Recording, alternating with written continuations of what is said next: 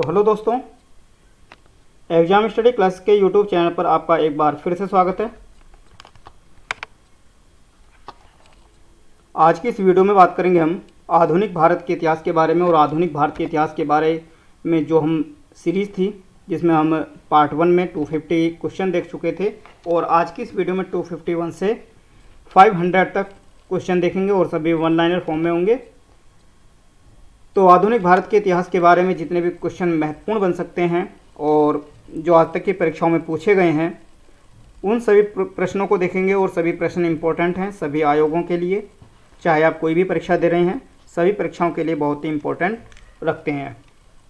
और इन प्रश्नों की जो भूमिका है वो एक अलग ही भूमिका है, क्योंकि यहाँ से ये प्रश्न ऐसे हैं कि बार बार एग्जामिनर इनको रिपीट करते हैं। चैनल पर नए हैं तो एक बार चैनल को ज़रूर सब्सक्राइब कर दें और साथ ही अपने सर्कल में ज़रूर शेयर करें। तो चलिए शुरू करेंगे हम, और इसमें आज हम 250 क्वेश्चन देखने वाले हैं। और 250 के बाद में इससे नेक्स्ट वीडियो होगी उसमें भी हम आगे के 250 क्वेश्चन देखेंगे। और लगभग इसमें हमारा जो लक्ष्य है वो 1000 प्रश्नों का है जो मॉडर्न इंडिया से होंगे। और मॉडर्न इंडिया के 1000 प्रश्न एक अलग ही भूमिका रखते हैं सभी परीक्षाओं के लिए, चाहे आप कोई भी परीक्षाएं दें, सभी परीक्षाओं में ज़रूर ही यहाँ से प्रश्न बनने लाजमी हैं। ठीक है, तो चलिए फिर शुरू करेंगे। और हम पिछली जो वीडियो थी उसमें बात कर ली थी हमने जनजातीय विद्रोह तक के, उसमें जितने भी क्वेश्चन बन सकते थे वहाँ तक हमने देख लिया था। और आज हम करेंगे कांग्रेस से स्टार्टिंग करेंगे और इसको लेकर के जाएंगे असहयोग आंदोलन, बंगाल विभाजन, ठीक है, खिलाफत आंदोलन। तो यहाँ तक के हम प्रश्नों को आज इसमें कंप्लीट करेंगे। तो चलिए फिर शुरू करते हैं हम अपना ये सेशन। लाइक शेयर जरूर करें और साथ ही कमेंट जरूर करें। अगर आपको कोई कमी दिखती है या किसी प्रश्न में कोई डाउट है तो उसे ज़रूर कमेंट बॉक्स में ज़रूर छोड़ें। तो चलिए सेशन को शुरू करते हैं। और सेशन में शुरू करने से पहले पहला हम बात करेंगे कांग्रेस से पूर्व संस्थाएं। ठीक है, कांग्रेस से पूर्व राजनीतिक जो संस्थाएं थी भारत में उनके बारे में बात करेंगे, जिनमें लैंड होल्डर सोसाइटी और भारतीय राष्ट्रीय कॉन्फ्रेंस, ठीक है, बम्बई प्रेसिडेंसी, भारत संघ, इंडियन एसोसिएशन। तो इस तरह के जो क्वेश्चन हैं उन्हें हम इसमें सोल्व करेंगे। तो चलिए पहला प्रश्न आ गया है आपकी स्क्रीन पर। पहला प्रश्न है कौन 1885, ठीक है, कौन 1885 में स्थापित बम्बई प्रेसिडेंसी एसोसिएशन के संस्थापकों में था। तो बम्बई प्रेसिडेंसी के जो संस्थापक थे उनमें उनकी जो में थे वो थे फिरोज शाह मेहता। ठीक है, अगला क्वेश्चन देखेंगे। तो लैंड होल्डर सोसाइटी, जिसे जमींदार एसोसिएशन के नाम से भी जाना जाता है, की स्थापना किसके द्वारा की गई थी। तो इसकी जो स्थापना की गई थी वो की गई थी द्वारकानाथ टैगोर के द्वारा। सही आंसर होगा द्वारकानाथ टैगोर के द्वारा। और ये जो स्थापित की गई थी 1838 में इसकी स्थापना की गई थी। अगला क्वेश्चन है इंडियन सोसाइटी की स्थापना किसने की। तो इंडियन सोसाइटी की स्थापना की थी आनंद मोहन बोस के द्वारा की गई थी। भारतीय राष्ट्रीय कांग्रेस से पहले सबसे प्रमुख संस्था कौन थी। तो सबसे जो पहली संस्था थी इसमें इंडियन एसोसिएशन ऑफ कलकत्ता। ठीक है, राजनीतिक सुधारों को लेकर विरोध करने वाले पहले भारतीय कौन थे। तो ये पहले भारतीय थे सुरेंद्र नाथ बैनर्जी थे। अगला क्वेश्चन देखें। तो अगला क्वेश्चन है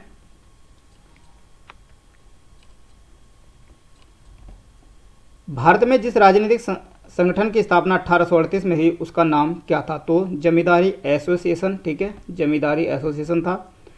किस एक ने 1875 में हाउस ऑफ कॉमन्स में एक याचिका प्रस्तुत करते हुए ब्रिटिश संसद में भारत के प्रत्यक्ष प्रतिनिधित्व की मांग की। तो ये मांग करने वाले थे, संस्था थी दापूना सार्वजनिक सभा, इसके द्वारा इसकी मांग की गई थी। अगला क्वेश्चन है भारत संघ यानी कि इंडियन एसोसिएशन के संस्थापक कौन थे। तो इसके जो संस्थापक थे ये थे सुरेंद्र नाथ बैनर्जी थे। और 1876 में इसकी कलकत्ता में स्थापना की गई थी। क्वेश्चन को याद रखेंगे, एक से दो बार वीडियो को देखें तो आपको सभी प्रश्न याद हो जाएंगे और परीक्षा में बहुत कम गलती करेंगे।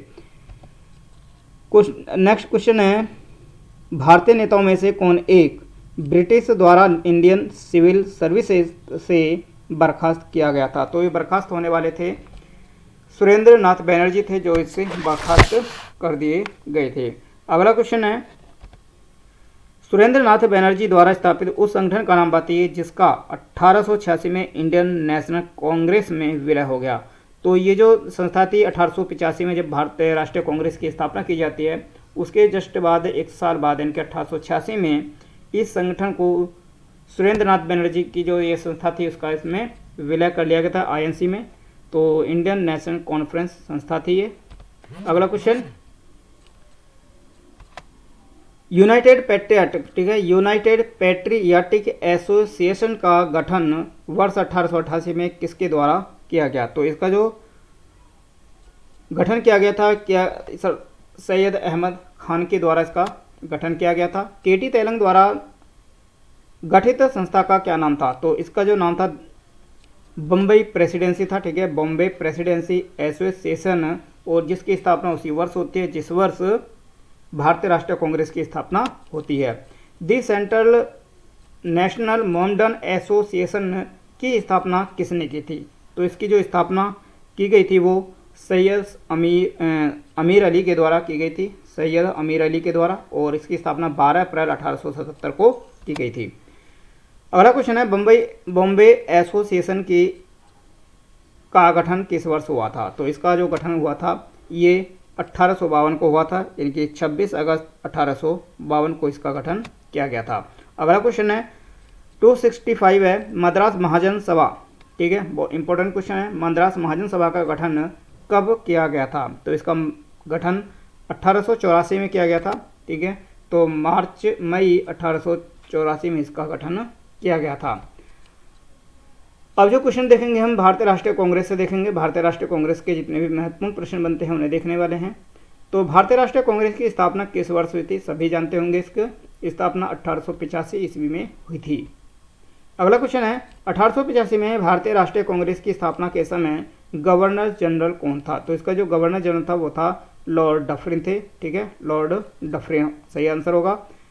अगला क्वेश्चन है, भारतीय राष्ट्रीय कांग्रेस के प्रथम अधिवेशन में कितने प्रतिनिधियों ने भाग लिया था। इंपॉर्टेंट क्वेश्चन है, कई बार परीक्षाओं में रिपीट हुआ है। तो कितने प्रतिनिधि थे, एकदम फैक्चुअल क्वेश्चन है। तो कितने प्रतिनिधियों ने इसमें भाग लिया था। तो 72 प्रतिनिधि थे, ठीक है, तो 72 प्रतिनिधियों ने इसमें भाग लिया था प्रथम अधिवेशन में जो बॉम्बे में होता है। भारतीय राष्ट्रीय कांग्रेस का 1885 में महासचिव कौन थे। तो महासचिव थे इसके A.O.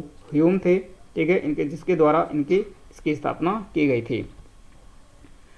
270 भारतीय राष्ट्रीय कांग्रेस का प्रथम अधिवेशन कहाँ हुआ। तो बॉम्बे में इसका अधिवेशन होता है, ठीक है। अगला क्वेश्चन, भारतीय राष्ट्रीय कांग्रेस के सर्वप्रथम मुस्लिम अध्यक्ष कौन थे। तो मुस्लिम अध्यक्ष कौन थे, इसमें सबसे पहले जो मुस्लिम अध्यक्ष थे वो थे बदरुद्दीन तैयब जी थे। अगला क्वेश्चन है, भारतीय राष्ट्रीय कांग्रेस के दूसरे अधिवेशन की अध्यक्षता किसके द्वारा की गई। तो दूसरा जो अधिवेशन होता है ये होता है कोलकाता में होता है, और इसकी जो स्थापना अध्यक्षता करते हैं दादा भाई नौरोजी के द्वारा की जाती है 1886 में कलकत्ता में दादा भाई नौरोजी के द्वारा। अगला क्वेश्चन है 273 है, किसने कांग्रेस का अत्यधिक अल्पसंख्यक लोगों का प्रतिनिधित्व करने वाली संस्था कहकर उपहास किया था। तो इसका जो उपहास किया था ये किया था लॉर्ड डफरिन के द्वारा इसका उपहास किया गया था भारतीय राष्ट्रीय कांग्रेस का, ठीक है। अगला क्वेश्चन, कौन लगातार 6 वर्ष तक भारतीय राष्ट्रीय कांग्रेस के अध्यक्ष रहे थे। तो भारतीय राष्ट्रीय कांग्रेस के लगातार जो अध्यक्ष रहे थे ये रहे थे मौलाना अबुल कलाम आज़ाद रहे थे, ठीक है, अबुल कलाम आज़ाद, और ये रहे थे 1940 से 1946 तक भारतीय राष्ट्रीय कांग्रेस के अध्यक्ष रहे थे। अगला क्वेश्चन है, किस अधिवेशन के लिए कांग्रेस ने पहली बार एक महिला को चुना था। तो सबसे पहले एक महिला जो चुनी गई थी वो 1917 में चुनी गई थी, और ये थी एनी बेसेंट थी, ठीक है, कलकत्ता अधिवेशन में 1917 में होता है, तो एनी बेसेंट को यहाँ पर चुना गया था। और एक होता है 1925 में होता है, और इसकी जो अध्यक्षता होती हैं जो करती हैं सरोजनी नायडू के द्वारा 1925 में, ठीक है। अगला क्वेश्चन देखें, तो अगला क्वेश्चन है, वर्ष 1919 में आयोजित 34वें अधिवेशन में कांग्रेस के अध्यक्ष कौन थे। तो 34वां जो अधिवेशन होता है ये मोतीलाल नेहरू के द्वारा इसकी अध्यक्षता की जाती है और 1919 में होता है ये। 1940 में कांग्रेस के रामगढ़ अधिवेशन के अध्यक्ष कौन थे? तो रामगढ़ अधिवेशन के जो अध्यक्ष थे वो थे मौलाना अबुल कलाम आज़ाद से। 53वां अधिवेशन था, ठीक है। 1940 से 1946 तक ये लगातार 6 वर्ष तक भारतीय राष्ट्रीय कांग्रेस के अध्यक्ष रहे थे। 278 नंबर, किस अधिवेशन में जवाहरलाल नेहरू ने समाजवाद को भारत की समस्याओं को हल करने की कुंजी बताया? तो ये किस अधिवेशन में बताया था? तो इन्होंने बताया था लखनऊ में अधिवेशन होता है 1936 में, ठीक है, 49वां। तो वहाँ बताया कि जो समाजवाद है वो भारत की समस्याओं को हल करने की एक कुंजी है। 279 में भारतीय राष्ट्रीय कांग्रेस का प्रथम यूरोपीय अध्यक्ष कौन था? इंपॉर्टेंट क्वेश्चन है। एक सबसे प्रथम यूरोपीय, प्रथम अंग्रेज अध्यक्ष और पहले मुस्लिम अध्यक्ष और पहली महिला अध्यक्ष। तो इस तरह के जो क्वेश्चन है वो बहुत ही इंपॉर्टेंट होते हैं।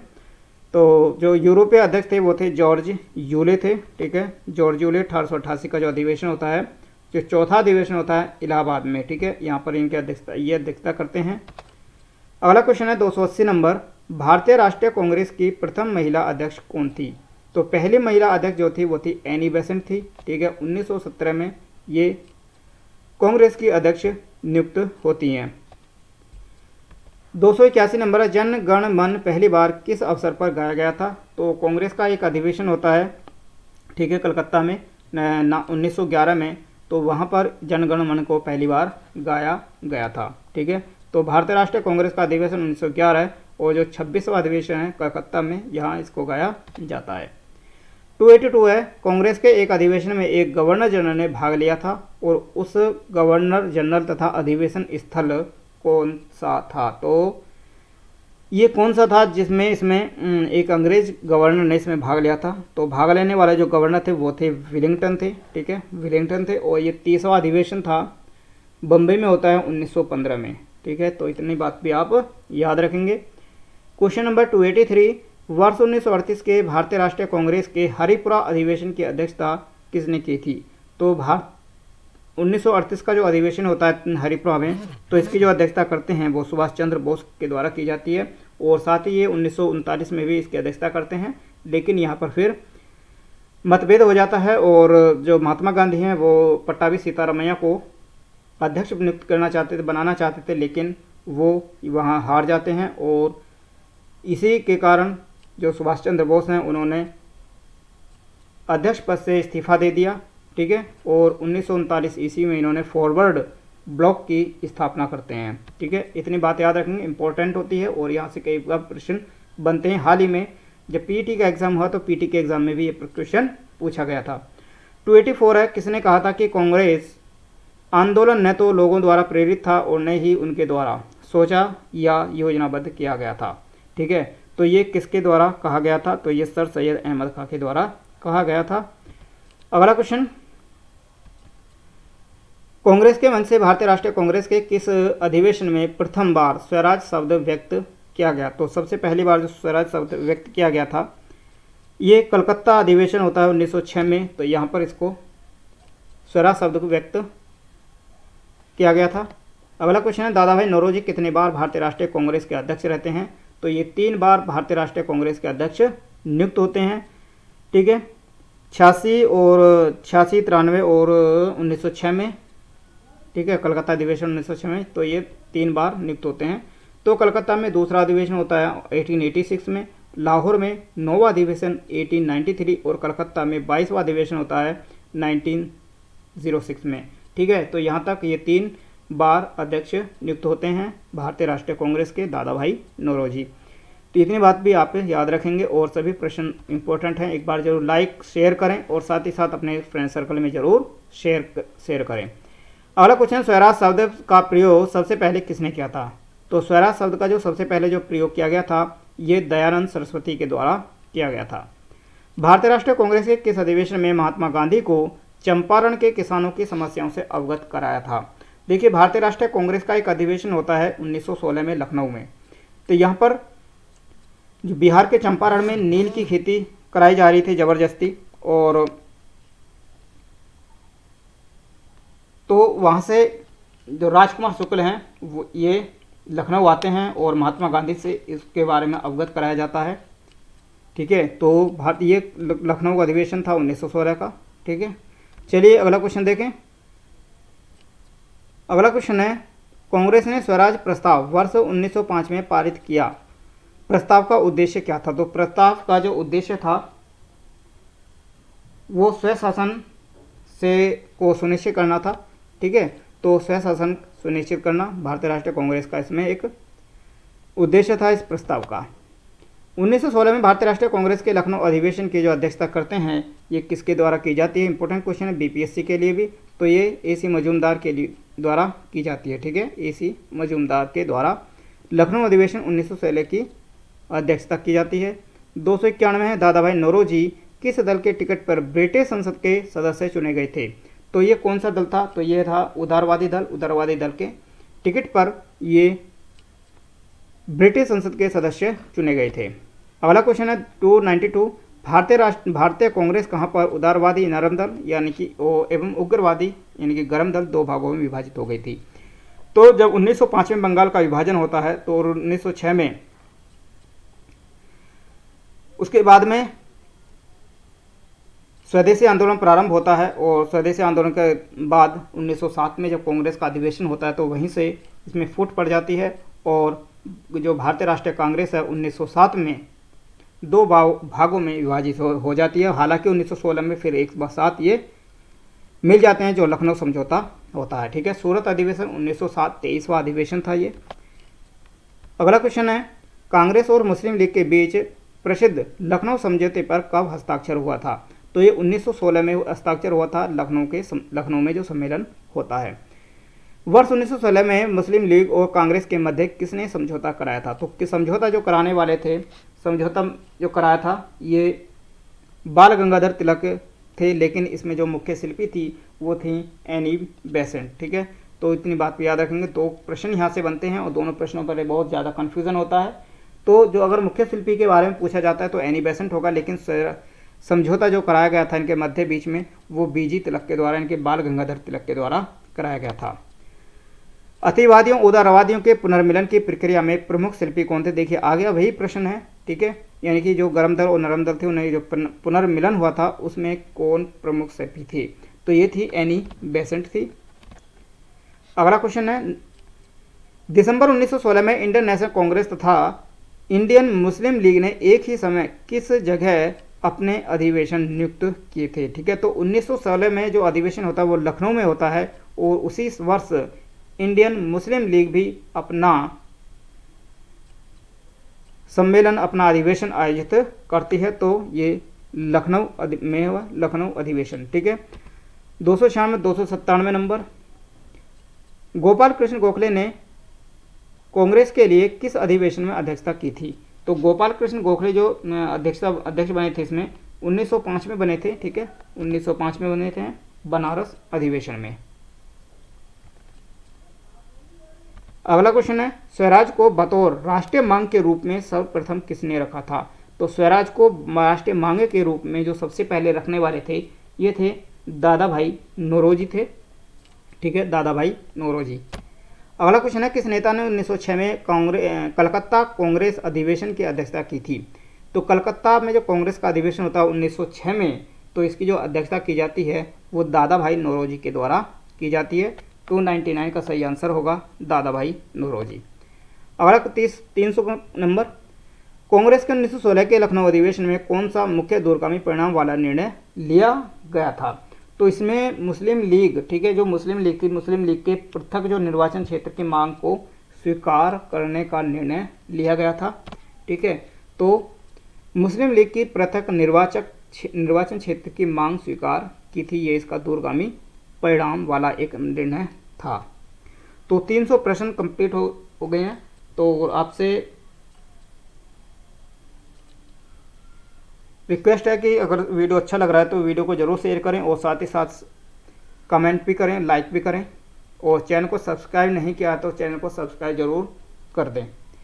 चलिए अगला प्रश्न देखें। अगला प्रश्न हमारा 2301, इंडियन नेशनल कांग्रेस और मुस्लिम लीग के बीच मतैक्य का जो काल है वो कौन प्रदर्शित करता है? मतलब कौन सा वर्ष था जो इस मतैक्य का उनके बीच में जो मतभेद होते हैं उसका जो काल को प्रदर्शित करता है।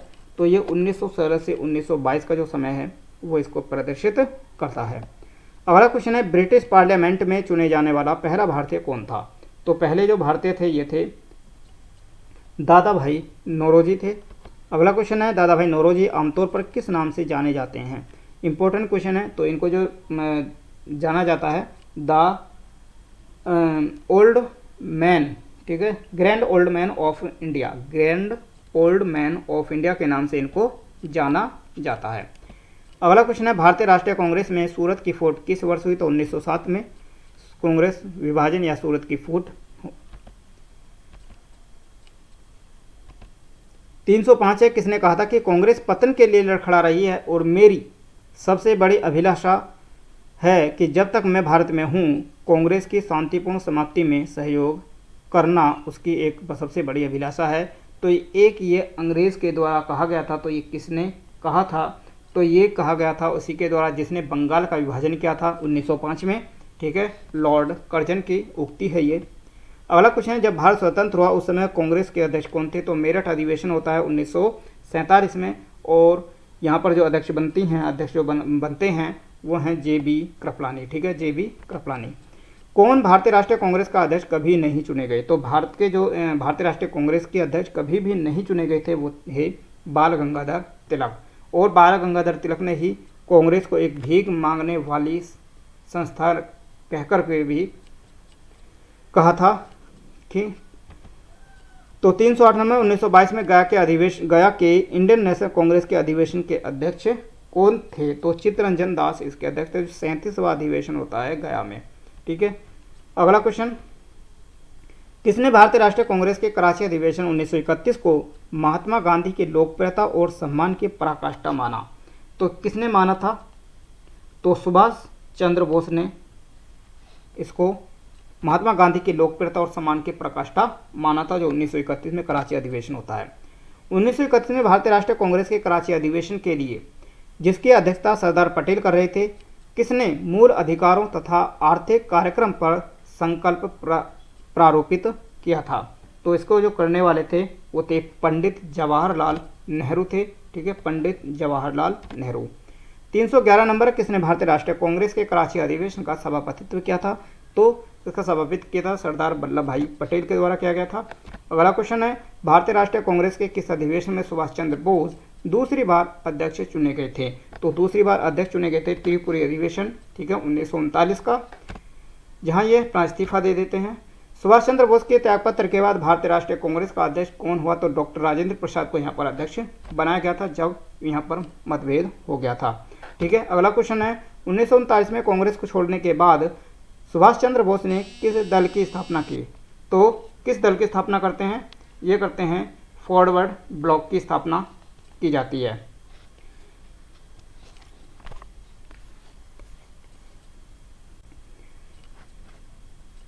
तो 314 के बाद में 315 नंबर पर आते हैं, बीच में थोड़ी प्रॉब्लम्स हो गई, ठीक है। तो चलिए, तो 300 ये फॉरवर्ड ब्लॉक था, इसका आंसर 314 नंबर का। और 314 के बाद में 315 नंबर है, भारतीय राष्ट्रीय कांग्रेस के किस अधिवेशन में कांग्रेस अध्यक्ष के चुनाव में सुभाष चंद्र बोस ने पट्टाभी सीतारामैया को पराजित किया था? तो पराजित किया था इन्होंने त्रिपुरी अधिवेशन 1939 में। अगला क्वेश्चन है, हरिपुरा, जहां भारतीय राष्ट्रीय कांग्रेस का वार्षिक अधिवेशन 1938 में सुभाष चंद्र बोस की अध्यक्षता में हुआ, ये किस राज्य में है? तो जो हरिपुरा है ये किस राज्य में स्थित है? तो यह गुजरात में है, ठीक है, गुजरात में है। अगला क्वेश्चन, भारतीय राष्ट्रीय कांग्रेस के त्रिपुरी अधिवेशन में त्रिपुरी सम्मेलन में वर्ष 1939 में सुभाष चंद्र बोस को कांग्रेस का अध्यक्ष चुना गया और यह त्रिपुरी कहाँ है? तो दोनों क्वेश्चन पूछे जाते हैं कि ये जबलपुर में है त्रिपुरी, ठीक है, जबलपुर, ठीक है, मध्य प्रदेश। 1938 में भारतीय राष्ट्रीय कांग्रेस के हरिपुरा अधिवेशन की अध्यक्षता किसने की थी? तो ये क्वेश्चन शायद रिपीट हुआ है, तो सुभाष चंद्र बोस के द्वारा इसकी अध्यक्षता की जाती है। 319 नंबर है, पूर्ण स्वराज का प्रस्ताव लाहौर कांग्रेस में पारित किया गया था। तो किसके द्वारा इसको पारित किया गया था? तो 1929 में पारित किया गया था पंडित जवाहरलाल नेहरू के द्वारा, ठीक है। अगला क्वेश्चन, पूर्ण स्वराज संकल्प को भारतीय राष्ट्रीय कांग्रेस के लाहौर अधिवेशन में किसने प्रस्तुत किया था? तो ये करने वाले थे जवाहरलाल नेहरू। अगला क्वेश्चन, 31 दिसंबर 1929 को अर्धरात्रि में भारतीय राष्ट्रध्वज को किसने फहराया था? तो इसको जो फहराया गया था वो जवाहरलाल नेहरू के द्वारा फहराया गया था 31 दिसंबर 1929 को। क्वेश्चन नंबर 322 है, 1921 के अहमदाबाद अधिवेशन में नेताओं में से किसने संपूर्ण स्वराज को कांग्रेस का लक्ष्य मानने का प्रस्ताव रखा था? तो किसने रखा था? ये हसरत मोहानी के द्वारा इस प्रस्ताव को रखा गया था। क्वेश्चन नंबर 323 है, किस अधिवेशन के कारण भारतीय राष्ट्रीय कांग्रेस का विभाजन हुआ, जिसके परिणामस्वरूप नरम दल और गरम दल का उद्भव हुआ था? तो किस कारण से हुआ था? तो ये स्वदेशी आंदोलन होता है। स्वदेशी आंदोलन के कारण ही यहाँ पर फूट पड़ती है। महात्मा गांधी के साथ मुसलमानों में से किसने बाल गंगाधर तिलक की अर्थी उठाई थी? तो इस शौकत अली के द्वारा महात्मा गांधी के साथ में बाल गंगाधर तिलक की अर्थी को उठाया गया था। अगला क्वेश्चन, किसने कहा था कि तिलक भारतीय शांति के जनक हैं? तो जो तिलक हैं वो भारतीय शांति के जनक हैं, ये कहा था वैलेंटाइन रोल ने कहा था। ठीक है, और वैलेंटाइन रोल पर यहाँ बाल गंगाधर तिलक ने इन पर मानहानि का मुकदमा भी ठोका था। चलिए अगला क्वेश्चन है, शेरे पंजाब के नाम से कौन मशहूर हुए? तो शेरे पंजाब के नाम से आप सभी जानते होंगे लाला लाजपत राय। अगला क्वेश्चन है, भारतीय राष्ट्रीय कांग्रेस को किसने भीख मांगने वाली संस्था यानी कि बेगिंग इंस्टीट्यूट कहा था? तो ये कहने वाले थे बाल गंगाधर तिलक। ठीक है, अगला क्वेश्चन है, किसने महाराष्ट्र के गणपति उत्सव का ऐसा कायाकल्प किया कि वह एक राष्ट्रीय उत्सव तो हो गया और साथ ही उसका जो स्वरूप था वो राजनीतिक हो गया था? तो इसको जो शुरू करने वाले थे वो थे बाल गंगाधर तिलक थे। ठीक है, 1893 में इसका प्रारंभ करते हैं। 329 नंबर, किसने भारतीय राष्ट्रीय कांग्रेस पर प्रार्थना याचना एवं विरोध की राजनीति करने का आरोप लगाया था? तो इसका जो आरोप लगाने वाले थे ये बाल गंगाधर तिलक ही थे। ठीक है, अगला क्वेश्चन था, किस स्वतंत्रता संग्रामी ने धर्म का उपयोग राजनीतिक अस्त्र के रूप में किया था? तो यह बाल गंगाधर तिलक ही हैं। ठीक है, गणपति उत्सव को उन्होंने शुरू किया था और गणपति उत्सव एक चूंकि राष्ट्रीय एक जो धार्मिक है, लेकिन वो धार्मिक के साथ साथ में राजनीतिक का भी उसने रूप ले लिया था। अगला क्वेश्चन है, 1908 में 6 वर्ष के कारावास की सजा भारत में स्वतंत्रता संग्राम के किस उग्रवादी नेता को दी गई थी? तो इसकी जो सजा दी गई थी 6 वर्ष की, ये बाल गंगाधर तिलक को दी गई थी। अगला क्वेश्चन है, 1934 में पटना में अखिल भारतीय कांग्रेस समाजवादी पार्टी का संयोजक कौन था? तो इसका जो संयोजक थे वो थे जयप्रकाश नारायण। ठीक है, जयप्रकाश नारायण। अगला क्वेश्चन, वर्ष 1934 में कांग्रेस समाजवादी पार्टी का गठन किसके द्वारा किया गया था? तो इसका जो गठन किया गया था वो जयप्रकाश नारायण और आचार्य नरेंद्र देव के द्वारा किया गया था। ठीक है, आचार्य नरेंद्र देव और जयप्रकाश नारायण। 334 नंबर है, बिहार सोशलिस्ट पार्टी के संस्थापक कौन थे? तो इसके संस्थापक थे जयप्रकाश नारायण। लोकनायक नाम से किसे जाना जाता है? तो जयप्रकाश नारायण को लोकनायक के नाम से भी जाना जाता है कि लोकनायक जयप्रकाश नारायण। ठीक है, अगला क्वेश्चन है, श्री नरसिंह नारायण क्या थे? तो ये एक समाजवादी नेता थे। ठीक है, नरसिंह नारायण समाजवादी नेता थे। अगला क्वेश्चन है, कांग्रेस सोशलिस्ट पार्टी की पहली बैठक कहाँ होती है? तो इसकी जो बैठक होती है वो पटना में होती है। 1934 में पटना में इसकी पहली बैठक आयोजित होती है। जयप्रकाश नारायण किस पार्टी से जुड़े थे? तो ये जुड़े थे कांग्रेस सोशलिस्ट पार्टी से जुड़े हुए थे। ठीक है, चलिए अब देखते हैं हम बंगाल विभाजन 1905 और स्वदेशी आंदोलन। तो बंगाल विभाजन के फलस्वरूप ही स्वदेशी आंदोलन होता है और स्वदेशी आंदोलन के फलस्वरूप ही कांग्रेस में विभाजन हो जाता है। तो यहाँ से प्रश्न देखेंगे, तो बंग भंग के बाद में कौन सा आंदोलन शुरू हुआ था? तो बंग भंग के बाद में जो शुरू हुआ था वो था स्वदेशी आंदोलन। 340 नंबर, बंगाल के विभाजन के समय बंगाल का लेफ्टिनेंट गवर्नर कौन था? तो एंड्रूज फ्रेजर। ठीक है, एंड्रूज फ्रेजर ये लेफ्टिनेंट गवर्नर थे बंगाल के बंगाल विभाजन के समय पर। ब्रिटिश वस्तुओं के बहिष्कार को राष्ट्रीय नीति के रूप में किस वर्ष अपनाया गया था? तो 1905 में ही अपनाया गया था, जब बंगाल का विभाजन होता उसी के विरोध में। ठीक है, ब्रिटिश वस्तुओं का बहिष्कार किया गया था। 1905 में लॉर्ड कर्जन द्वारा किया गया बंगाल का विभाजन कब तक बना रहा? तो 1911 में दिल्ली दरबार का आयोजन होता है और जहां पर बंगाली विभाजन को निरस्त कर दिया जाता है और साथ ही साथ जो भारत की राजधानी कलकत्ता थी उसका हस्तांतरण दिल्ली के लिए कर दिया जाता है और दिल्ली 1911 में भारत की राजधानी बनती है। अगला क्वेश्चन है, लोकनायक के नाम से किसे जाना था? रिपीटेड क्वेश्चन है। चलिए, लोग जयप्रकाश नारायण। ब्रिटिश पत्रकार H.W. नेविंसन किससे जुड़े थे? तो ये जो जुड़े हुए थे ये स्वदेशी आंदोलन से जुड़े हुए थे। ठीक है, स्वदेशी आंदोलन से। अगला क्वेश्चन है, किसने समाजवादी किसने स्वदेशी आंदोलन का नेतृत्व दिल्ली में किया था? तो दिल्ली में किया था हैदर राजा ने। ठीक है, सैयद हैदर राजा ने दिल्ली में स्वदेशी आंदोलन का नेतृत्व किया था। अगला क्वेश्चन देखें, स्वदेशी आंदोलन के प्रारंभ का जो तत्कालिक कारण था वो क्या था? तो स्वदेशी आंदोलन का जो तत्कालिक कारण था यही था बंगाल का विभाजन। ठीक है, 1905 में लॉर्ड कर्जन के द्वारा बंगाल का विभाजन किया गया था। अगला क्वेश्चन है, भारतीयों के विरोध के कारण बंगाल को फिर से कब एकीकृत किया गया? तो 1911 में। ठीक है, अगला क्वेश्चन है, कौन स्वदेशी आंदोलन का आलोचक था एवं पूर्व एवं पाश्चात्य के मध्य एक बेहतर संबंध का समर्थक था? तो ये थे रविंद्रनाथ टैगोर। ठीक है, RN टैगोर, रविंद्रनाथ टैगोर। अगला क्वेश्चन देखें, मद्रास में स्वदेशी आंदोलन का नेतृत्व किसने किया था? तो मद्रास में जो स्वदेशी आंदोलन का जो नेतृत्व करने वाले थे वो थे चिदम्बरम पिल्ले थे। ठीक है, चिदम्बरम पिल्ले। अगला क्वेश्चन है, बंगाल में ब्रिटेन की वस्तुओं के बहिष्कार का सुझाव सबसे पहले किसने दिया था? तो इसका जो सुझाव दिया था वो के मित्र ने दिया था। ठीक है, के मित्र यानी कि कृष्ण कुमार मित्र के द्वारा यह सुझाव दिया गया था ब्रिटेन की वस्तुओं के बहिष्कार का। अगला क्वेश्चन है, किस आंदोलन के दौरान वंदे मातरम भारतीय राष्ट्रीय आंदोलन का शीर्षक गीत बना था? तो यह स्वदेशी आंदोलन के दौरान ही भारतीय राष्ट्रीय कांग्रेस का स्वदेश शीर्षक गीत बन गया था। अगला क्वेश्चन है, स्थायी बंदोबस्त को किस वर्ष से लागू किया गया था? तो स्थायी बंदोबस्त जो लगाया गया था वो 1793 में लगाया था। ये प्रश्न तो पीछे हम देख चुके हैं। चलिए, हो सकता है ये रिपीटेड क्वेश्चन आ गया है। तो 22 देख लेते हैं, 22 मार्च 1793 में इसका सही आंसर होगा। चलिए, अगला क्वेश्चन। अगला प्रश्न है, बंगाल का विभाजन कब किया गया था? कि बंगाल का जो विभाजन है वो 1905 में किया गया था और इसको जो किया गया था 1905 में 19 जुलाई। ठीक है, 19 जुलाई 1905 को इसका विभाजन कर दिया गया था, लेकिन इसकी जो घोषणा की गई थी और ये जो प्रभावी हुआ था ये 16 अक्टूबर 1905 को प्रभावी हुआ था।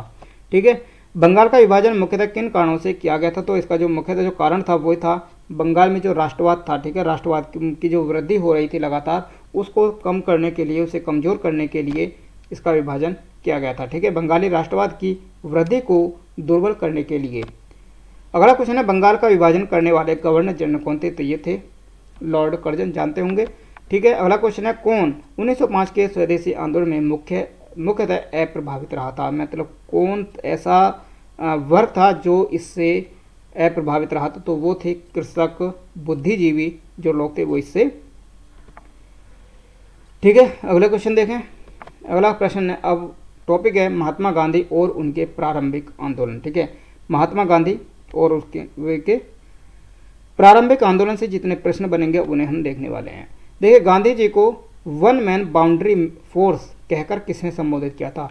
तो इसको संबोधित करने वाले थे लॉर्ड माउंटबेटन। ठीक है, अगला क्वेश्चन है, महात्मा गांधी के अनुसार राजनीतिक का क्या तात्पर्य है? तो राजनीतिक का जो तात्पर्य है वो है महात्मा गांधी के अनुसार समाज कल्याण। ठीक है, जन कल्याण के लिए सक्रियता।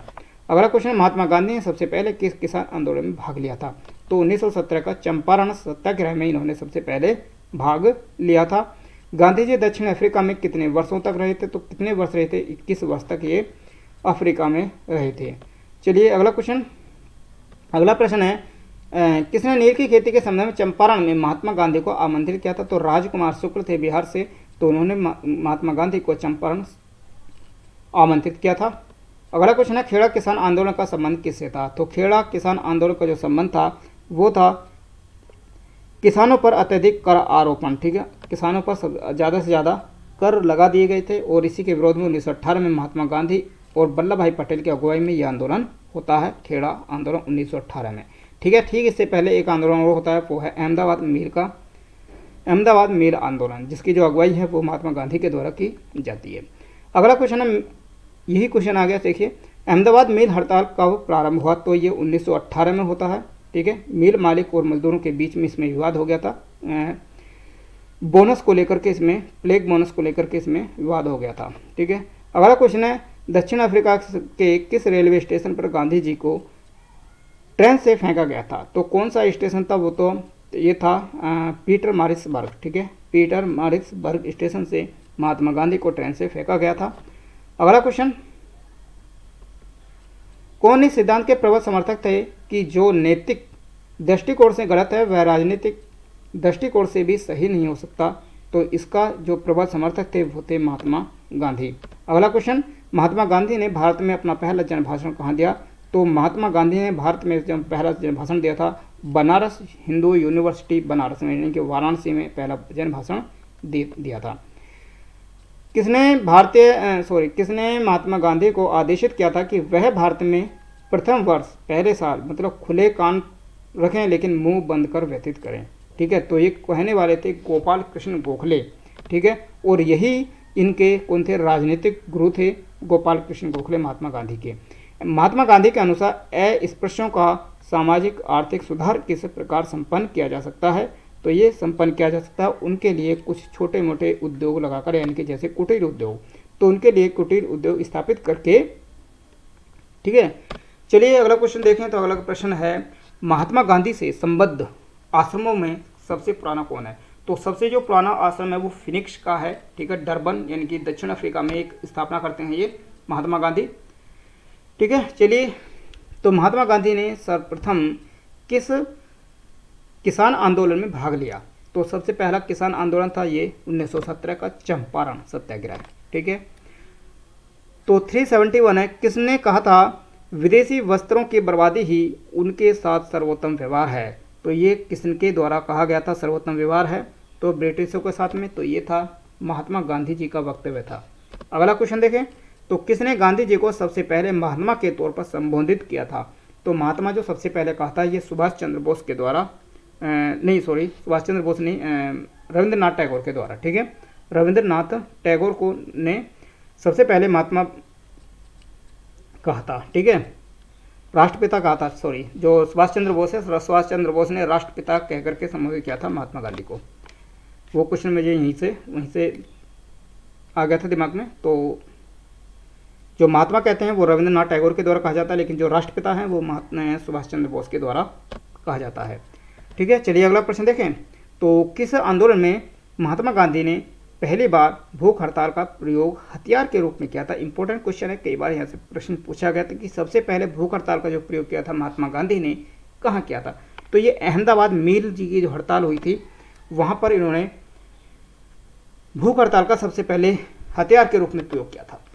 देखिए, महात्मा गांधी के किसके समर्थक थे, तो ये थे दार्शनिक। ठीक है, दार्शनिक अराजकतावाद के समर्थक थे।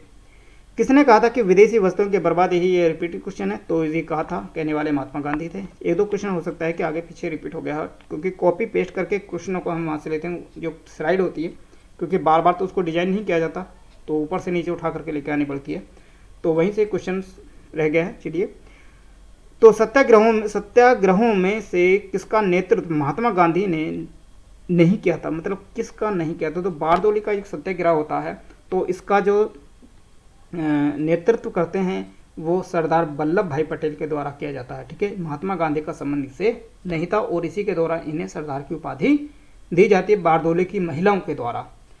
ठीक है, अगला क्वेश्चन देखें, गांधी के अनुयायियों में से कौन पेशे से एक शिक्षक थे, तो डॉक्टर राजेंद्र प्रसाद जो थे वो पेशे से एक शिक्षक थे। गांधी जी ने भारत में पहली बार सत्याग्रह आंदोलन बिहार में कहाँ किया था, तो बिहार में सबसे पहले जो सत्याग्रह किया था इन्होंने वो क्या था, चंपारण में। ठीक है, कई बार रिपीट क्वेश्चन हुआ है और कई बार क्वेश्चन को हेर फेर करके उलट पलट करके, आंसर वही है लेकिन क्वेश्चन को कई बार से घुमाया गया है।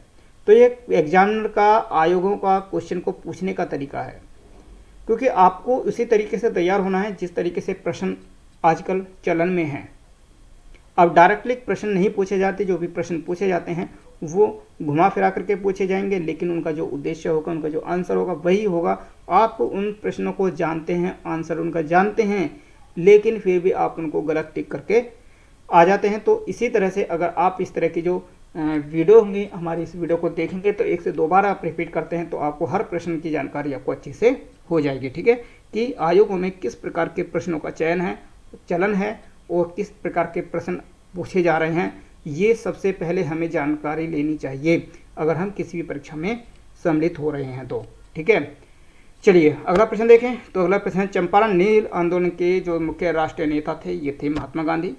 ठीक है, अगला क्वेश्चन, महात्मा गांधी को सबसे पहले राष्ट्रपिता किसने कहा था? तो ये है सुभाष चंद्र बोस के द्वारा कहा गया था। 381 नंबर है, भारत के स्वतंत्रता आंदोलन के दौरान महात्मा गांधी द्वारा स्थापित साबरमती आश्रम किस नगर के बाहर स्थित है? तो ये है अहमदाबाद नगर के बाहर। ठीक है, स्वाधीनता आंदोलन के दौरान महात्मा गांधी के करीबी अंग्रेज मित्र कौन थे? तो करीबी जो अंग्रेज मित्र थे ये कौन थे? तो ये थे रेवरेंड चार्ली कुछ ऐसे नाम है, चलिए देखते हैं। तो हाँ, रेवरेंड चार्ली एंड्रूज। ठीक है, रेवरेंड चार्ली एंड्रूज इनके करीबी मित्र थे। वापस कहाँ जा रहे हैं? चलिए आ गए। दक्षिण अफ्रीका में रहने की अवधि में महात्मा गांधी ने किस पत्रिका का प्रकाशन किया था? तो इंडियन ओपिनियन। ठीक है, इंडियन ओपिनियन का महात्मा गांधी ने दक्षिण अफ्रीका में इसका प्रकाशन किया था। महात्मा गांधी का कौन सा संघर्ष औद्योगिक श्रमिकों से संबंधित था? तो सभी जानते होंगे अहमदाबाद वाला। ठीक है, अहमदाबाद संघर्ष या अहमदाबाद मील हड़ताल वाला। चलिए 385 नंबर है, दक्षिण अफ्रीका से लौटने के पश्चात महात्मा गांधी ने सबसे पहला जो सफल सत्याग्रह कहाँ से किया था? तो ये चंपारण से किया था। ठीक है, देखिए कई बार रिपीट हुआ है ये क्वेश्चन। फिनिक्स फार्म कहाँ है? तो दक्षिण अफ्रीका के डरबन में है ये। ठीक है, याद रखेंगे डरबन सबसे पुराना आश्रम है ये महात्मा गांधी का। चंपारण सत्याग्रह में संघर्ष में किन्होंने महात्मा गांधी का साथ दिया था? तो महात्मा गांधी का जो साथ देने वाले थे यहाँ पर थे राजेंद्र प्रसाद थे और एक थे अनुग्रह नारायण सिन्हा। ठीक है, अगला क्वेश्चन देखें। तो गांधी की मृत्यु पर किसने कहा था कि हमारे जीवन से प्रकाश चला गया? तो भारत के प्रथम प्रधानमंत्री जवाहरलाल नेहरू के द्वारा ऐसा कहा गया था। भारतीय कपड़ा व्यापारी बैंकर कांग्रेसी तथा महात्मा गांधी का निकट सहयोगी है, यह किसका कारण है? तो ये किसका कथन है, यह किसका विवरण है, किसके बारे में ऐसा कहा गया? तो जमनालाल बजाज के बारे में ऐसा कहा गया है। ठीक है, जमनालाल बजाज इसका सही आंसर होगा। अगला क्वेश्चन, महात्मा गांधी के राजनीतिक गुरु कौन थे? तो गोपाल कृष्ण गोखले महात्मा गांधी जी के राजनीतिक गुरु थे। ठीक है, गांधी जी के परिवार नियोजन हेतु क्या तरीका बताया था? तो महात्मा गांधी ने जो परिवार नियोजन के लिए जो तरीका बताया था वो बताया था आत्म नियंत्रण, इनकी सेल्फ कंट्रोल। ठीक है, अगला क्वेश्चन, नोआखली दंगों के समय में महात्मा गांधी के सचिव कौन थे? तो महात्मा गांधी के जो सचिव कौन थे? ये थे प्यारे लाल जी। ठीक है, तो ये थे प्यारे लाल जी। ठीक है, 393 नंबर। अब देखते हैं हम सविनय अवज्ञा आंदोलन के क्वेश्चन देखेंगे। सविनय अवज्ञा आंदोलन। ठीक है, तो सविनय अवज्ञा आंदोलन दांडी यात्रा होते हैं, दांडी यात्रा के तुरंत बाद ही सविनय अवज्ञा आंदोलन प्रारंभ होता है। ठीक है, महात्मा गांधी ने 12 मार्च 1930 को ठीक है दांडी से दांडी मार्च प्रारंभ किया था। दांडी मार्च प्रारंभ किया था साबरमती आश्रम से। ठीक है, और 12 मार्च 6 अप्रैल 1930 को नमक अपने हाथ में लेकर के इस नामक कानून को तोड़ा और उसके बाद में फिर सविनय अवज्ञा आंदोलन का प्रारंभ होता है। तो किस आंदोलन में महिलाओं की भागीदारी सबसे अधिक मानी जाती है? तो किस आंदोलन में मानी जाएगी सबसे अधिक भागीदारी की? तो ये नमक कानून जो आंदोलन था, यानी कि जो दांडी मार्च वाला आंदोलन था, इसमें सबसे अधिक मानी जाएगी, क्योंकि नमक सत्याग्रह में, क्योंकि जो नमक है वो सभी स्त्रियों, सभी गृहिणियों के लिए महत्वपूर्ण चीज़ है, तो यहाँ पर सबसे अधिक भागीदारी मानी गई थी, भागीदारी देखी गई थी महिलाओं की। ठीक है, नमक सत्याग्रह। अगला क्वेश्चन है, किसने अप्रैल 1930 में नमक कानून तोड़ने के लिए तंजौर तट पर एक अभियान संगठित किया था? तो ये थे सी राजगोपालाचारी। ठीक है, अगला क्वेश्चन, किस प्रांत में सत्याग्रहियों की संख्या महात्मा गांधी से दांडी कूच में सबसे अधिक थी? ठीक है, सत्याग्रहियों की संख्या महात्मा गांधी के है, ठीक है, इसे के कर लेना, के, ये इसे के दांडी कूच में सबसे अधिक थी, ठीक है। तो कौन सा था, तो यही था, गुजरात था, गुजरात से सबसे अधिक संख्या थी। अगला क्वेश्चन है, शक्ति के विरुद्ध अधिकार की इस लड़ाई में मैं विश्व की सहानुभूति चाहता हूँ, यह कथन किससे संबंधित है, तो ये महात्मा गांधी का कथन है और दांडी यात्रा के दौरान उन्होंने ऐसा बोला था, ठीक है। चलिए 396 397 नंबर देखें, काफ़ी लंबी वीडियो हो जाएगी ये, ठीक है। तो प्रश्नों को थोड़ा 1 से 2 बार अगर आप पॉज करके या फिर आधा आधा 2-3 बार में से पूरी वीडियो को देखें, और मुझे विश्वास रहेगा कि आपको ये सभी प्रश्न अच्छे से तैयार भी हो जाएंगे, ठीक है। तो महात्मा गांधी धरसना नमक गोदाम पर जब कांग्रेस के कार्यकर्ताओं ने धावा बोला था तो उस समय महात्मा गांधी जी कहाँ थे, तो ये महात्मा गांधी थे यरवदा जेल में।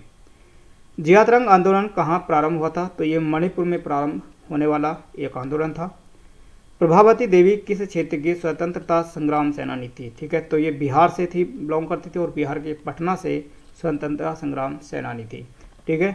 400 नंबर है, लाल कुर्ती आंदोलन के प्रमुख नेता कौन थे, तो लाल कुर्ती एक आंदोलन चलाया था लाल कुर्ती, तो ये थे खान अब्दुल गफ्फार खान थे, ठीक है। इन्हें सीमंत गांधी के नाम से भी इनको जाना जाता है, ठीक है।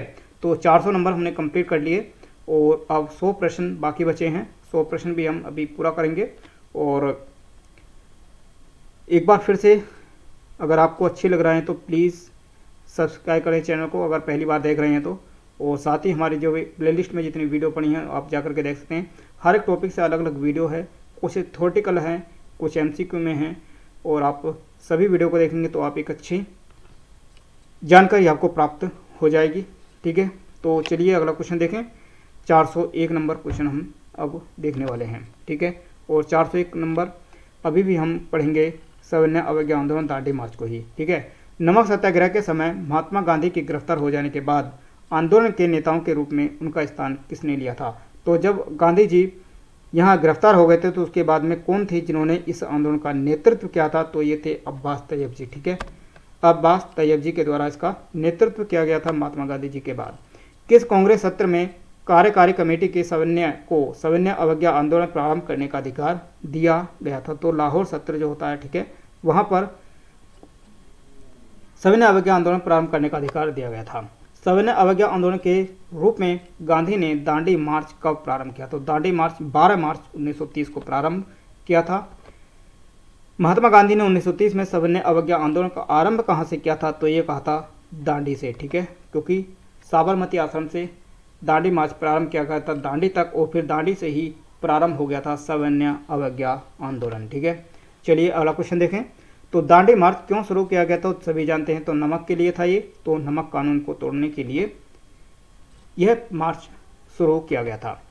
बेगूसराय के चौकीदारी टैक्स को के विरुद्ध आंदोलन किसका एक हिस्सा था, तो ये जो चौकीदारी हिस्सा टैक्स था उसका जो विरुद्ध जो आंदोलन चला गया था ये सविनय अवज्ञा आंदोलन का ही एक हिस्सा था, ठीक है। 407 नंबर, गांधी जी ने दांडी यात्रा कहाँ से प्रारंभ की, तो दांडी यात्रा जो प्रारंभ की जाती है ये कहाँ से करते हैं, साबरमती आश्रम से इसके प्रारंभ किया गया था, ठीक है।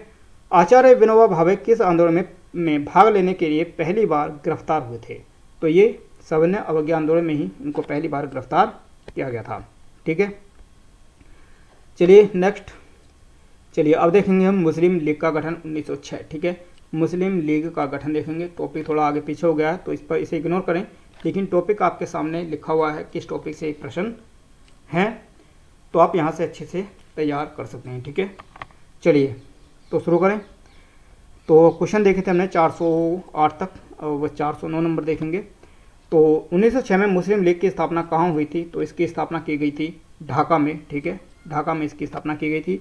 1906 में मिंटो ने शिमला में मिले मुसलमानों के शिष्टमंडल ने क्या प्रार्थना की थी, तो वही की थी मुसलमानों के लिए पृथक निर्वाचक मंडल के लिए, ठीक है। अगला क्वेश्चन, 1906 में गठित अखिल भारतीय मुस्लिम लीग ने किन प्रमुख विषयों पर ब्रिटिश सरकार का समर्थन किया तथा कांग्रेस से सहयोग किया, तो ये था बंगाल विभाजन और अलग निर्वाचक समूह के लिए, ठीक है। 1907 में मुस्लिम लीग का वार्षिक अधिवेशन कहाँ हुआ था, तो ये लखनऊ में होता है 1907 में, ठीक है। मुस्लिम लीग का पहले अध्यक्ष कौन थे? तो पहले अध्यक्ष थे आगा खान, इसके पहले अध्यक्ष थे। और जो इसकी स्थापना की जाती है वो नवाब सलीमुल्लाह खान के द्वारा इसकी स्थापना की जाती है। किसने ऑल इंडिया मुस्लिम लीग की स्थापना की थी? वही प्रश्न है, तो सही आंसर वही नवाब सलीमुल्लाह खान के द्वारा। तो ये मुस्लिम लीग के बाद में अब चलेंगे हम भारत में क्रांतिकारी आंदोलन। ठीक है, इंपॉर्टेंट टॉपिक है ये और इसे बहुत अच्छे से तैयार करेंगे आप।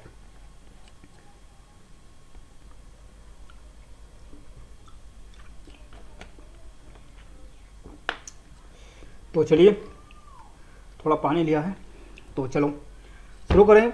तो भारत में क्रांतिकारी आंदोलन बहुत इंपॉर्टेंट टॉपिक है और यहाँ से प्रश्न बनते ही बनते हैं।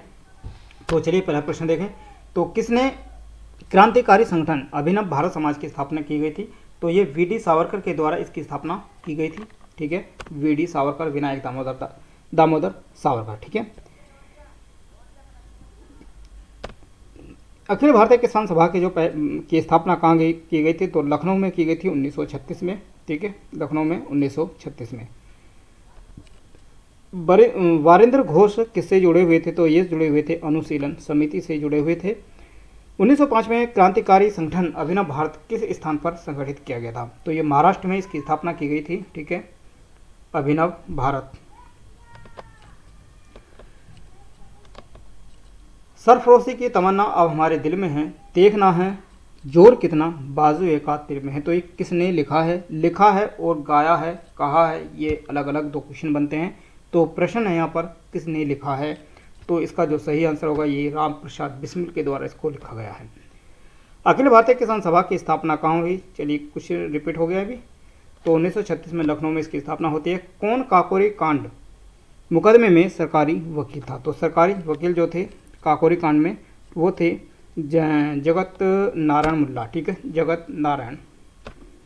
और वी.डी. सावरकर ने गुप्त अभिनव भारत को कब चलाया था? तो गुप्त अभिनव भारत जो थी इसकी जो स्थापना की गई थी 1904 में वी.डी. सावरकर के द्वारा की गई थी। अपनी फांसी से पहले, ठीक है, किस क्रांतिकारी ने पीने हेतु दिए गए दूध को अस्वीकार कर दिया और कहा अब मैं केवल अपनी माँ का दूध लूंगा? तो ये ऐसा कहने वाले कौन थे? तो ये थे राम प्रसाद बिस्मिल थे।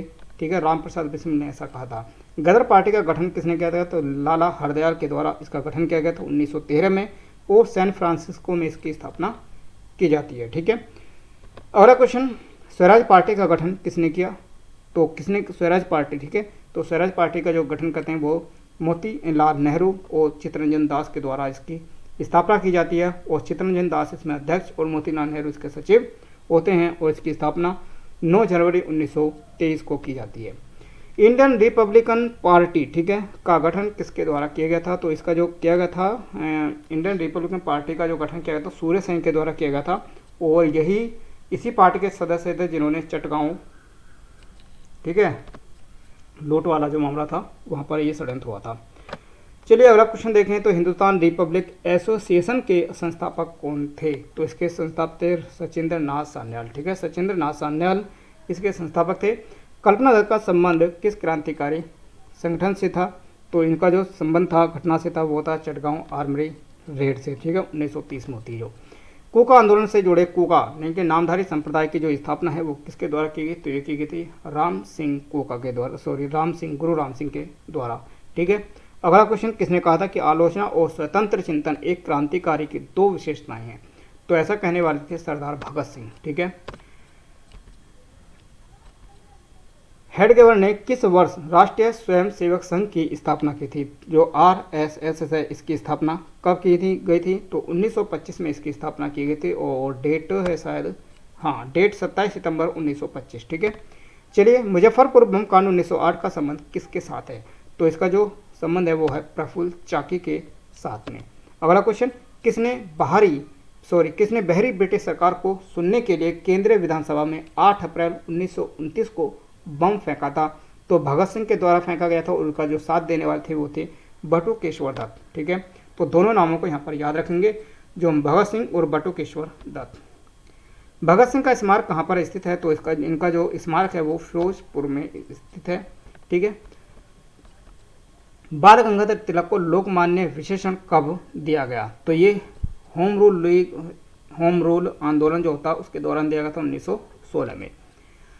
किसने मित्र मेला संघ को शुरू किया था? तो मित्र मेला संघ को जो शुरू करने वाले थे वही थे जिन्होंने अभिनव भारत या अभिनव गुप्त भारत की जो स्थापना कहते हैं वीडी सावरकर।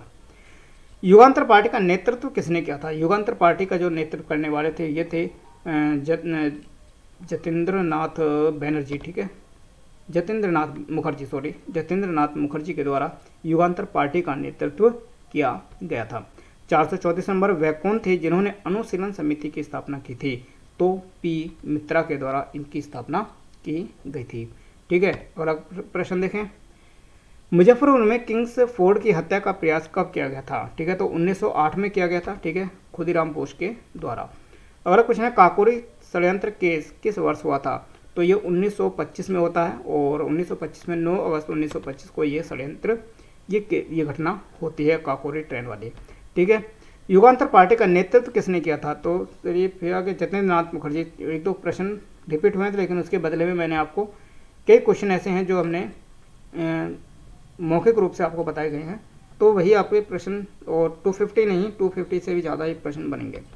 चलिए अगला प्रश्न 438 नंबर, वर्ष 1938 में हिंदुस्तान सोशलिस्ट रिपब्लिकन एसोसिएशन की स्थापना कहाँ हुई थी? तो 1928 में इसकी स्थापना जो हुई थी वो कहाँ की गई थी? तो इसकी जो स्थापना दिल्ली में की गई थी, फिरोज शाह कोटला मैदान में चंद्रशेखर के द्वारा, ठीक है। 1924 में पहले हिंदुस्तान रिपब्लिक एसोसिएशन थी, ठीक है, HRA थी, लेकिन उसके बाद में HSRA इसका नाम हो गया था, ठीक है। अगला क्वेश्चन देखेंगे। अगला क्वेश्चन आता है हमारा, फॉरवर्ड ब्लॉक का गठन किसने किया था? तो 1939 ईस्वी में सुभाष चंद्र बोस के द्वारा किया जाता है, 22 जून 1939। काकोरी कांड से जुड़ा कौन क्रांतिकारी मुकदमे से बच निकला था? तो ये कौन थे? वो थे चंद्रशेखर आजाद थे, लेकिन ये एक मुठभेड़ में मारे गए थे, ठीक है। मुठभेड़ में इनको मारे नहीं गए थे, वहीं पर इन्होंने अपने आप ही गोली मार ली थी अपने आप को, ठीक है। तो किसने बड़ी बुद्धिमानी के साथ अलीपुर षड्यंत्र मामले में अरविंद घोष का बचाव किया था? तो अरविंद घोष का जो बचाव करने वाले थे वो थे चित्तरंजन दास, ठीक है, चित्तरंजन दास थे। जेल में भूख हड़ताल के कारण किस स्वतंत्रता संग्राम सेनानी की मृत्यु हुई थी? तो जतिन दास थे। जतिन दास की जो मृत्यु थी जेल में ही भूख हड़ताल के कारण इनकी मृत्यु हो गई थी। किसने कहा था कि दरो दीवार पे हसरत की नज़र करते हैं और खुश रहो अहले वतन हम तो सफ़र करते हैं? बहुत अच्छी एक लाइन है ये। तो ये लाइन किसके द्वारा कहा गई थी, किसने कहा थी? तो ये कहने वाले थे वाजिद अली शाह, ठीक है, वाजिद अली शाह, ठीक है। चलिए, भगत सिंह, सुखदेव और राजगुरु को किस वाद यानी कि केस में फांसी की सज़ा सुनाई गई? तो लाहौर षड्यंत्र केस में इनको फांसी की सज़ा दी गई थी और लाहौर जेल में इन तीनों को फांसी दे दी गई थी 23 मार्च 1931 को।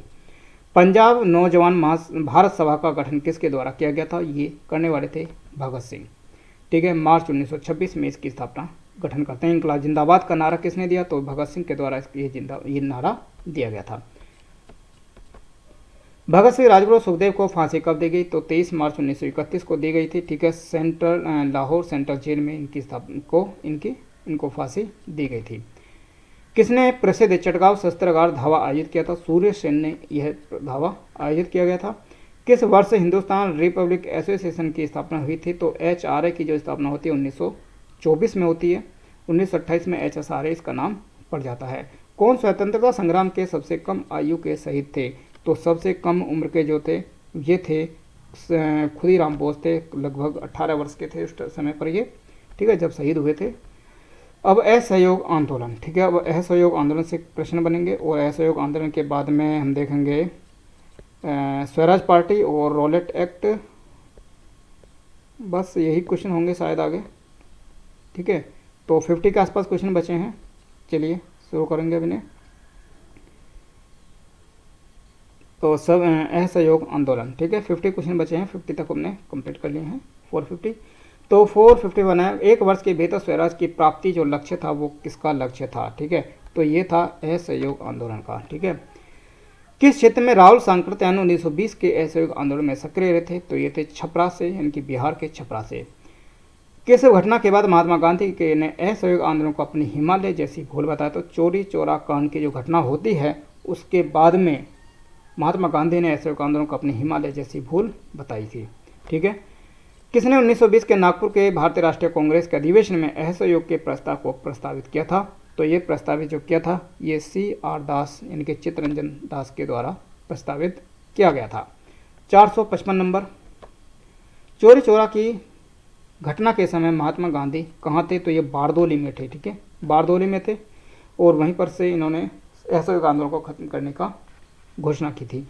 किसने असहयोग आंदोलन का समर्थन दिया परंतु इसके परिणाम नहीं दे सके? ठीक है, तो ये बाल गंगाधर तिलक। ठीक है। अगला प्रश्न, आर दास और मोतीलाल नेहरू द्वारा गांधी जी का विरोध क्यों किया गया? तो C.R. दास है ये। ठीक है, आर दास नहीं, C.R. दास कर लेंगे इसको। ठीक है, तो मोतीलाल नेहरू द्वारा गांधी जी का जो विरोध किया गया था, क्यों किया गया था? ठीक है, तो इसका जो विरोध किया गया था वो किया गया था जब ये चौरी चौरा कांड हुआ था। तो चौरी चौरा कांड के बाद में जब महात्मा गांधी ने असहयोग आंदोलन को वापस लेने की घोषणा की थी तो उस समय, ठीक है, C.R. दास और मोतीलाल नेहरू ने गांधी जी का विरोध किया था। ठीक है, तो 1922 में महात्मा गांधी द्वारा असहयोग आंदोलन के स्थगन को लेकर। ठीक है। अगला क्वेश्चन है, चौरी चौरा किस जनपद में? तो ये किस जनपद में? उत्तर प्रदेश के गोरखपुर जिले में है। ठीक है।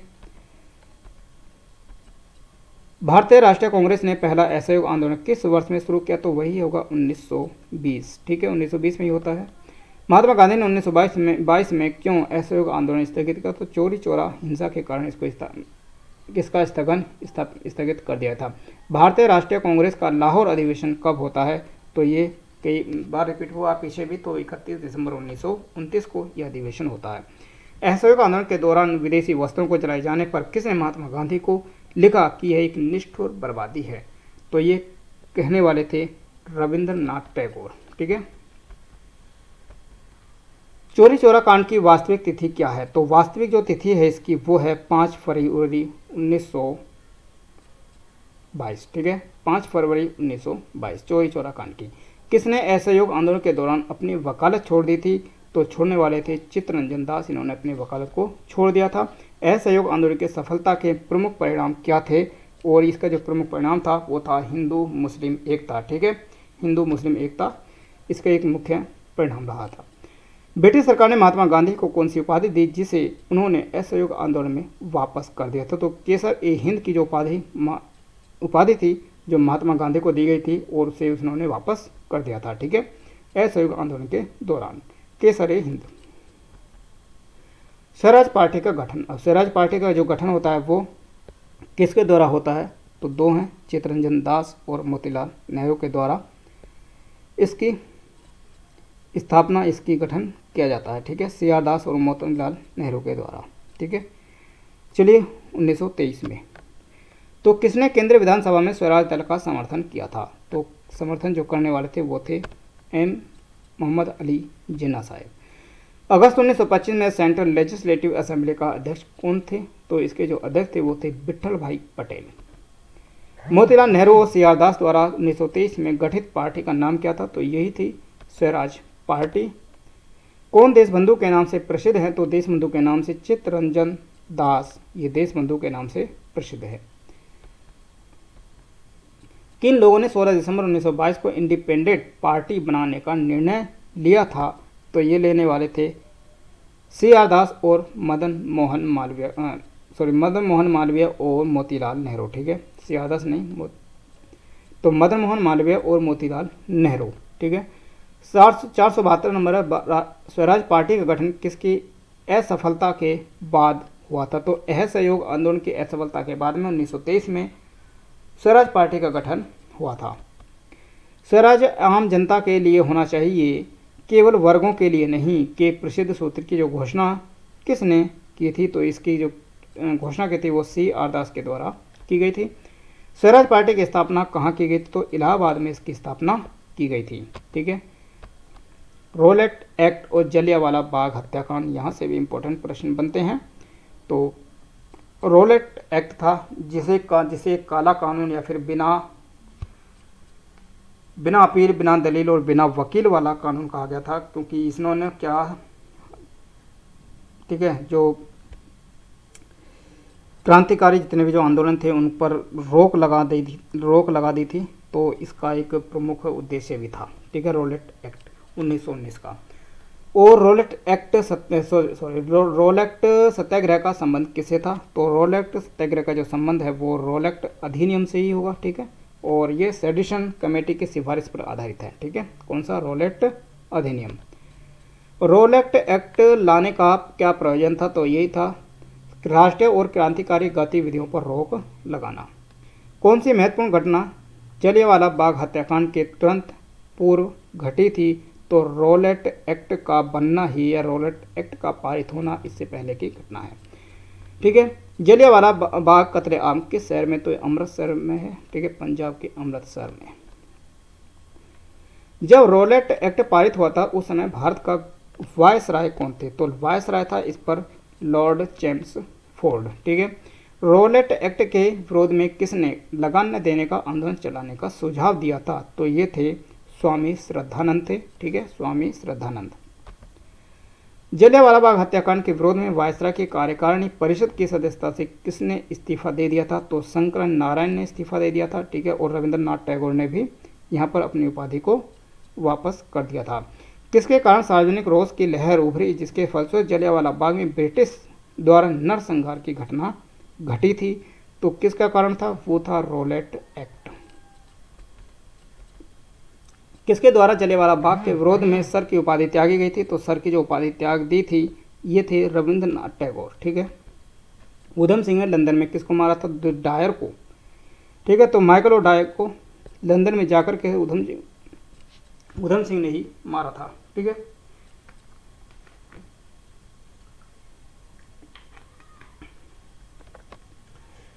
अगला प्रश्न है काफी संख्या में लोग अमृतसर के जलियांवाला बाग में 13 अप्रैल 1919 को एकत्रित हुए थे गिरफ्तारी के विरोध में। तो किसकी गिरफ्तारी यहाँ पर कर ली गई थी? तो डॉक्टर सत्यपाल और डॉक्टर किचलू थे, तो जिनकी ब्रिटिश ने इनकी गिरफ्तारी कर ली थी और इसी के विरोध में वो जलियांवाला बाग में एकत्र हुए थे, ठीक है। तो डॉक्टर सत्यपाल और डॉक्टर सैफुद्दीन किचलू। अमृतसर कांग्रेस का जो अधिवेशन है वो कब होता है? तो इसका जो अधिवेशन होता है वो 1919 में होता है, ठीक है, 26 दिसंबर 1919 को। 30 मई 1919 को अपना अलंकरण भारत सरकार को लौटाने वाले व्यक्ति कौन थे? तो लौटाने जो वाले व्यक्ति थे ये थे रविंद्रनाथ टैगोर, जिन्होंने सर की उपाधि को भारत वापस लौटा दी थी सरकार को। हंटर आयोग की नियुक्ति कब की गई थी? तो रोलेट जलियांवाला बाग हत्याकांड के बाद में इसकी नियुक्ति की गई थी, ठीक है, 1919 में, इनके 14 अक्टूबर 1919 को। अखिल भारतीय राजनीति में गांधी का पहला साहसिक कदम कौन सा था? तो पहला जो साहसिक कदम था वो था रोलेट सत्याग्रह, ठीक है, रोलेट सत्याग्रह भी हुआ था। तो किस एक को मोंटेग्यू ने निवारक हत्या के नाम से विशेषीकृत किया था? तो निवारक हत्या के नाम से विशेषीकृत जो किया था तो वो जलियांवाला बाग का जो हत्याकांड था, नरसंहार था, इसी को कह करके एक निवारक हत्या का नाम दिया था मोंटेग्यू ने। रोलेट एक्ट का भारतीय राष्ट्रीय कांग्रेस ने विरोध क्यों किया था? तो क्योंकि इसने जो स्वतंत्र थे तो व्यक्तिगत जो स्वतंत्रता थी उसको सीमित कर दिया था, ठीक है। तो व्यक्तिगत स्वतंत्रता को सीमित करने की घोषणा करने के कारण ही भारतीय राष्ट्रीय कांग्रेस ने इसका विरोध किया था। द अनार्किकल एवं रिवोल्यूशनरी क्राइम एक्ट 1919 को सामान्यतः बोलचाल में क्या कहा जाता है? तो इसको जो कहा गया था वो रोलेट एक्ट कहा गया था, ठीक है। रोलेट एक्ट को अन्य किस नाम से जाना जाता था? तो इसको जाना जाता था काला कानून के नाम से जाना जाता था। और जलियांवाला बाग हत्याकांड के लिए जिम्मेदार और डायर को किसने मार डाला था? तो उधम सिंह ने लंदन में जाकर के इसको मारा था, ठीक है। रोलेट एक्ट भारत में कब लागू किया गया? तो 1919 में आया था। जो 1919 में जलियांवाला बाग के समय भारत का जो वायसराय था वो कौन थे? और ये क्वेश्चन भी शायद रिपीट हुआ, तो चेम्सफोर्ड थे, ठीक है, लॉर्ड चेम्सफोर्ड। चलिए, किस कानून को बिना अपील, बिना दलील और बिना वकील वाला कानून कहा गया था? तो ये कहा गया था रोलेट एक्ट को ही, ठीक है। और 498 नंबर है क्वेश्चन है जलियांवाला बाग नरसंहार पर कांग्रेस जांच समिति की रिपोर्ट के प्रारूप को लिखने का जो कार्य था वो किसको सौंपा गया था? तो ये सौंपा गया था महात्मा गांधी को, ठीक है। 499 इस सीरीज का लास्ट सेकंड है। तो रॉलेट एक्ट के विरोध में निम्न में से किस दिन पूरे देश में हड़ताल रही है? निम्नलिखित जो लिखा हुआ है इसको आप इग्नोर करेंगे क्योंकि एक क्वेश्चन वही है, एमसीक्यू से वन लाइनर बनाए जाते हैं, ठीक है। तो यहाँ से आप इसको हटा देंगे। तो विरोध में किस दिन पूरे देश में हड़ताल रही थी? तो किस दिन रही थी? तो 6 अप्रैल 1919 को पूरे देश में हड़तालें आयोजित की गई थी। क्वेश्चन नंबर 500 है और लास्ट प्रश्न है, रॉलेट एक्ट सत्याग्रह सभा के अध्यक्ष कौन थे? ठीक है, और इस प्रश्न का जवाब होगा महात्मा गांधी, ठीक है, महात्मा गांधी। तो 500 प्रश्न हमने इस सीरीज में पूरे कर लिए हैं। तो 250 पहले प्रश्न किए थे, 250 इसमें किए हैं। तो 500 प्रश्न हम मॉडर्न इंडिया के देख चुके हैं। बहुत ही मायने रखते हैं, इतने सारे प्रश्न हमें करने तैयार कर लेना। तो कोई प्रश्न आपका गलत नहीं होगा। पूरी वीडियो को देखें, शेयर कर दें जहाँ कहीं भी शेयर करना है, और जिस किसी को भी व्हाट्सएप ग्रुप में, फेसबुक ग्रुप में, सब जगह इसको शेयर कर दिए, फैला दीजिए इसको, ठीक है। और सभी प्रश्नों को देखिए। और एक आपसे हम्बल रिक्वेस्ट, अगर आप सब्सक्राइब करें चैनल को, कमेंट, लाइक, शेयर करें, इससे हमें एक मोटिवेशन मिलता है और मोटिवेशन के साथ में हम अपनी कार्य आगे की तरफ कंटिन्यू रखते हैं, ठीक है। चलिए फिर आगे फिर एक नई वीडियो के साथ में मिलते हैं, अगर आप हमें साथ देते हैं, ठीक है। चलिए फिर बाय, धन्यवाद।